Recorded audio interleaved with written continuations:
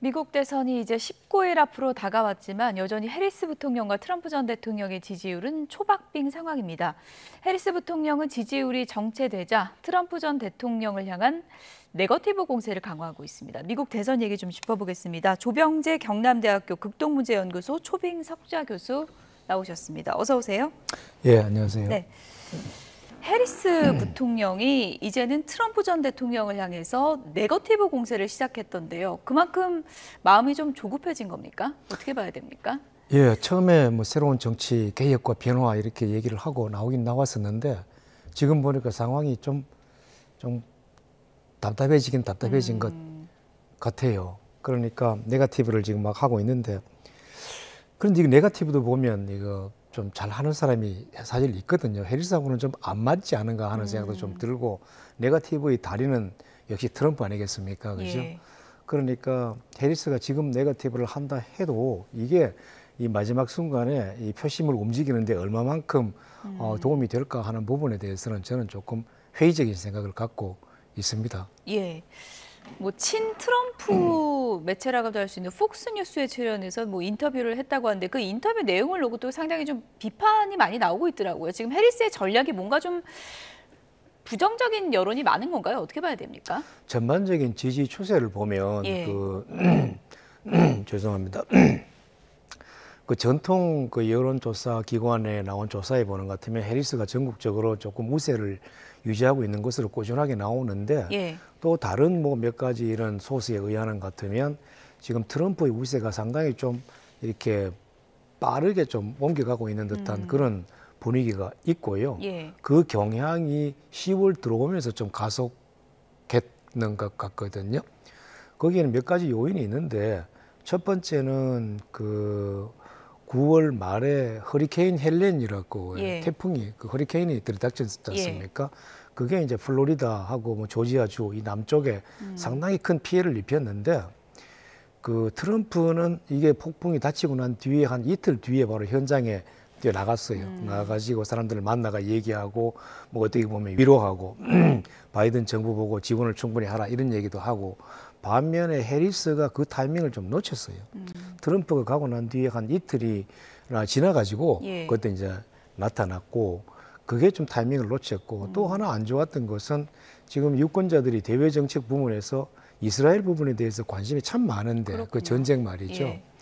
그런데 이스라엘이 미국이 이거 휴전하라고 얘기를 좀 하는데도 불구하고 이스라엘이 휴전을 거부를 하고 있고 이스라엘이라기보다 네단야후 총리가 그렇죠, 그죠?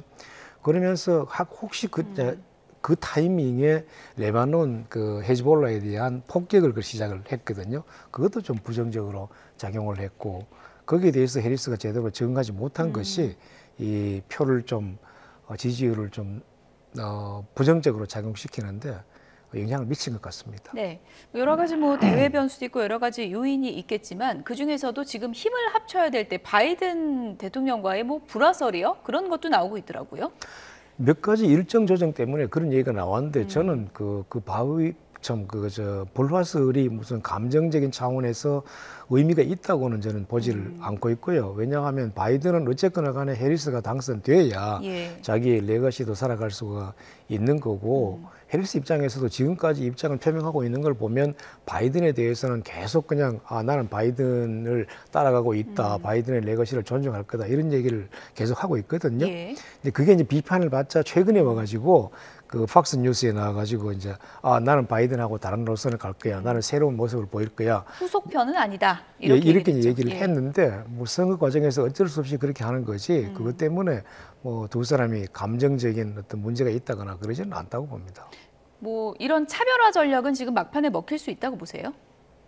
조금 늦지 않을까요? 시점이 좀 늦었다. 지금 와가지고 이미 지금 사전 투표도 진행되고 있고 예를 들면 조지아주 같은 경우에는 뭐 투표 첫날에 그냥 사전 투표 첫날에 30만 명 이상이 이렇게 사전 투표에 나섰다 그러더라고요.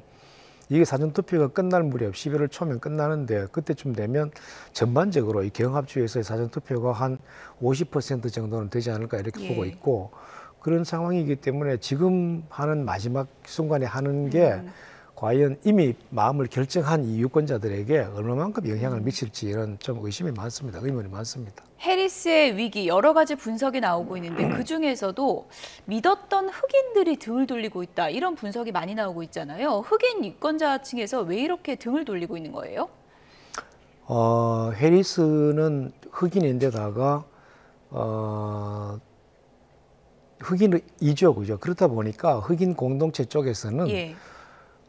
기대 심리가 조금 있었던 것 같아요. 예. 그런데 거기에 대해서 해리스가 뭐 흑인의 인권을 뭐 신장시키겠다라고 하는 이런 구체적인 특별한 정책을 내놓는 게 없고, 그 다음에 경제적인 면에서도 뭐 흑인 공동체에 대해서 트럼프가 참 해리스가 내놓는 게 뭐 그렇게 눈에 띄는 게 없거든요. 오히려 해리스가 강조하고 있는 것은 미국의 중산층을 강화하겠다 이렇게 얘기하는 건데 중산층이면 대부분이 지금 백인 쪽으로 이렇게 봐야 되는 그런 경향이 있고, 세 번째 이유로서는 트럼프가 이 해리스와 흑인을 갈라놓기 위해 가지고 처음부터 트럼프가 아주 이상한 그 신상 공격을 좀 했었어요. 그러니까 해리스는 원래 그냥 인도 사람이라고 얘기하고 돌아다닌 사람인데 지금 와가지고 흑인이라고 얘기한다. 뭐 이렇게 그냥 비난을 하면서 이 둘을 좀 갈라놓았는데, 그런 인신 공격도 조금 먹혀들고 있는 게 아닌가 하는 생각이 듭니다. 사실 뭐 해리스 부통령이 후보로 확정되면서 검은 돌풍이 이어질 것이다 이런 또 얘기도 있었고, 오바마 대통령 부부까지 지원 사격을 하고 있지 않습니까? 그런 상황에서도 흑인 표심이 모이지 않는 것에 대해서는 그만큼 해리스 부통령 전략이 부족한 거 아니냐 이런 비판이 있을 수도 있을 것 같습니다. 예, 그런 비판들이 좀 나오고 있는 것 같고, 그 무엇보다도 지금 해리스한테서 제일 사람들이 이제 보고 싶어 하는 거는 그 어려울 때 강력한 리더십을 발휘할 수 있는 사람이다라고 하는 이 부분인 것 같거든요. 아까 제가 말씀드린 허리케인 때도 그렇고, 그다음에 이스라엘 문제에서도 그렇고, 해리스가 뭐 팔레스타인의 자결권도 존중해준다 이렇게 말은 하는데 그렇게 하는 흔적은 아무것도 보이는 게 없어요. 10월 들어와가지고 해리스가 언론하고의 접촉을 상당히 확대를 했는데 그 접촉할 때마다 조금 이렇게 계속 부족했어요. 예를 상승 들면 효과가 안 나는군요. 안 나는 것 같더라고요. 10월 5일 날 6일인가 그때 CBS하고 그 60 Minutes라고 하는 시사 프로그램에 나와가지고 얘기를 했는데 이스라엘, 우크라이나 문제 뭐 여러 가지 그 국내외 이슈가 다 나왔어요. 그런데 제가 쭉 봐도 그 중에 하나도 시원하게 말이죠. 이거다 이렇게 얘기할 수 있는 그런 답변이 안 나왔고, 뭐 예를 들면 우크라이나의 나토 가입 문제 어떻게 할 거냐 이렇게 물었는데도 야 그건 우리 그때 가서 보자 이런 식으로 대답을 좀 회피를 하고 하면서 강력한 리더십을 제시를 하지 못하고 있는 게 가장 큰 지금 지지부진한 그 원인이 아닌가 저는 그렇게 생각이 되고 여론조사 있죠. 결과 그래픽 좀 계속 보여주시면 좋을 것 같은데, 지금 뭐 수치상으로는 오차 범위니까 초박빙이긴 한데 미국 내 뭐 현지 언론이라든지 이런 보도를 보면은 뭐 도박 배팅 그 사이트라든지 이런 부분에서는 좀 트럼프 쪽으로 기울고 있다 이런 또 분석들이 많더라고요. 어떻게 보셨어요? 저도 이게 재미있어 가지고 사실 보고 있는데 그 10월 들어오면서 이 도박 사이트 몇 개가 있습니다. 미국에 유명한 게 폴리마켓이라는 게 있고 영국에 유명한 게 S마켓이라고 하는 게 있는데 두 군데서 다 보면 트럼프의 상승세가 이렇게 확 올라가는 게 눈에 띄게 나타나요. 이게 10월 초에 시작이 돼가지고 지금은 트럼프가 한 60%를 넘어서 있거든요. 그런데 이 도박 사이트라는 게 여기 들어가는 사람들이 익명성이 보장이 되죠. 그 다음에 결과가 그 자리에서 나오니까 투명성도 보장이 되고 신속성도 보장이 되고, 그 다음에 이 도박이 뭡니까? 돈을 놓고 하는 거거든요. 그러니까 거기에서 이기면 돈을 먹는 거고 지면 손해를 보는 거니까 사람들이 되게 냉정하게 이렇게 이제 그 판단을 하는 것 같더라고요. 그래서 제가 보면 전체적으로 전통적인 여론조사 기관의 발표보다 이 몇 개 사이트에서 나오는 정보가 훨씬 그때그때의 사건에 예민하게 예. 이렇게 결과를 보여주고 있다는 생각이 듭니다. 신뢰도라는 거는 뭐 주관적으로 판단할 수 있겠지만 어쨌든 흐름을 볼 수 있는 좀 중요한 지표가 예. 될 수 있다라고 이제 얘기를 해주셨는데 여러 가지 이제 경합조 중에서도 펜실베니아 선거인단 수가 워낙 많이 걸려 있으니까 그렇죠. 여기 가져가야 이긴다고 하잖아요. 여기는 그렇죠. 지금 분위기 어떤 거예요? 거기도 지금 트럼프가 이 도박 사이트 쪽에서 보는 것 같으면 트럼프가 우세한 걸로 이미 기울었다고 이렇게 보고 있는 것 예. 같거든요. 이거 펜실베니아를 가져가야 됩니다. 해리스도 가져가야 되고 트럼프도 이걸 가져가야 되고 아까 말씀하신 것처럼 그 선거 인단 숫자가 19명으로 가장 많고 네, 지금 뭐 그래픽 보시는 것처럼 네. 전통적으로는 이곳에서 민주당이 많이 좀 우세했던 지역인 건가요? 그렇죠. 예. 그게 이제 소위 블루올이라고 해가지고 예. 러스트벨트 지역 전체가 민주당의 아성이었거든요. 이걸 2016년에 트럼프가 이제 깨버렸고 예. 2020년에 바이든 쪽으로 넘어가긴 넘어갔는데 그 격차가 0.2% 정도밖에 안 그렇군요. 되는 아주 취약한 지역이었거든요. 트럼프 이번에 거기를 집중적으로 공략을 지금 하고 있고 그게 꽤 먹혀 들어가고 있는 것 같아요. 저기도 그러니까 뭐 트럼프가 비난하고 있는 뭐 세계화 이런 것 때문에 피해를 본 지역이 있기 때문에 예. 과거의 영광을 생각하면 철강 산업이나 자동차 산업을 생각하면 그 트럼프가 얘기하는 아메리카 퍼스트라는 거에 대해서 심정적으로는 동조를 할 그런 바탕이 이미 되어가 있는 곳이죠. 뭐 필라델피아도 그렇지만 조금 전에 펜실베니아도 그렇지만 필라델피아 여기도 이제 격전지인데 여기 타운홀 행사에서 트럼프 전 대통령이 돌발 행동을 보여서 이것도 상당히 언론에 관심을 보였습니다. 화면을 좀 보여주시면 좋을 것 같은데요. 네, 타운홀 행사 참석한 트럼프 전 대통령 갑자기 이제 저렇게 이제 춤을 추는데 40분 동안 아무 얘기도 안 하고 저렇게 돌발춤을 계속 췄다 그러거든요. 이 행동은 어떻게 해석하면 됩니까? 트럼프는 전에도 한번 한 몇 달 전에도 어떤 모임에서 그냥 갑자기 그냥 딱 이렇게 음악에 모든 걸 집중을 해가지고 예. 한 35초간 아무 말도 안 하고 있었던 그런 적이 한번 있었어요. 예. 이번에도 이제 그 비슷한 현상이 나타났는데 상황을 이렇게 자세히 보니까 트럼프가 이 쇼의 달인이 저렇게 할 수도 있었겠구나 하는 생각이 들고 여기에 대한 평가가 뭐 비판적이지만은 아니에요. 민주당 쪽에서는 이 정신이 온전하지 않은 사람이다 이렇게 비판이 나왔지만 트럼프 지지층에서는 오히려 야 이게야말로 트럼프식의 파티다 이런 얘기.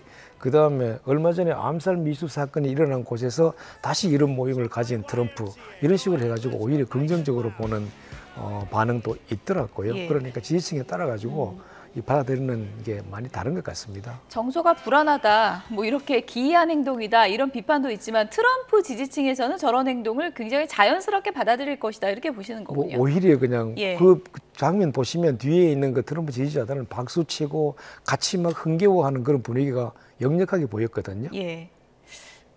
타운홀에서의 뭐 댄스라고 표현할까요? 이 예. 트럼프 전 대통령이 보여준 춤 이게 또 뭐 유권자들에게는 어떤 의미가 될지는 좀 봐야 될 것 같은데 트럼프 전 대통령이 또 이런 사연을 공개했습니다. 팀 쿡 애플 CEO가 전화를 해서 이유에 대한 불만을 나한테 토로했다 이런 얘기를 한 건데 어떻게 보면 팀 쿡이 나를 지지하고 믿는다 뭐 이런 의미로 공개를 한 거겠죠? 예, 그렇죠. 지금 대기업이 원래는 실리콘밸리 자체가 민주당 쪽이다 이런 식으로 이제 평가를 하고 있었는데 예. 뭐 일론 머스크도 그렇고 지금 뭐 팀 쿡도 그렇고 보면 조금씩 이렇게 트럼프에 대해서 가까워지려고 하는 경향이 좀 보이는 것 같아요. 이런 걸 보면 사업하는 쪽에서는 어쩔 수 없이 그럴 수 있는 거 아닌가 하는 생각 이해도 좀 되고요. 아까 예. 말씀드린 대로 그 도박 사이트 같은 데서 돈을 가지고 아주 민감하게 판단하는 그런 경향이 있는 것처럼 예. 기업하시는 분들 이게 권력의 향배가 어디로 가는지에 대해서 민감할 수밖에 없는 거겠죠. 나는 팀 예. 쿡이 전화를 했다고 해도 전혀 이상하지 않은 상황이라고 생각합니다. 예. 끝으로 이 부분을 좀 짚어볼게요. 일단은 해리스 부통령 같은 경우에는 지금 떠난 흑인들의 표심을 잡기 위해서 막판 공략에 집중하고 있는데 트럼프 전 대통령 입장에서는 남은 기간 어떤 층의 표심을 공략하게 될 거라고 보세요? 트럼프는 지금 뭐 처음부터 그랬고 트럼프는 어쨌거나 간에 집토끼들의 이 동원율을 올리는 곳에서 그러니까 내 진영을 최대한으로 돌림으로 해가지고 투표율을 높이겠다 하는 전략이었고 그 예. 맥락에서 보는 것 같으면 지금 또 백인, 저소득층, 저학력, 남성, 노동자들을 대상으로 해가지고 아메리카 퍼스트 강조하고 미국 경제 민족주의 강조하고 뭐 애국심 고취하고 그다음 부모들에 대해서 애들 뭐 잘 이렇게 교육시켜야 된다, 교육에 대해서 무슨 진보 사람들이 들어오는 거 막아야 된다 하는 이런 메시지를 계속 발산을 하고 있거든요. 예. 저는 트럼프는 끝까지 그냥 이런 전략에 따라갈 거라고 생각하고 있고 지금까지 나타나는 걸 보는 것 같으면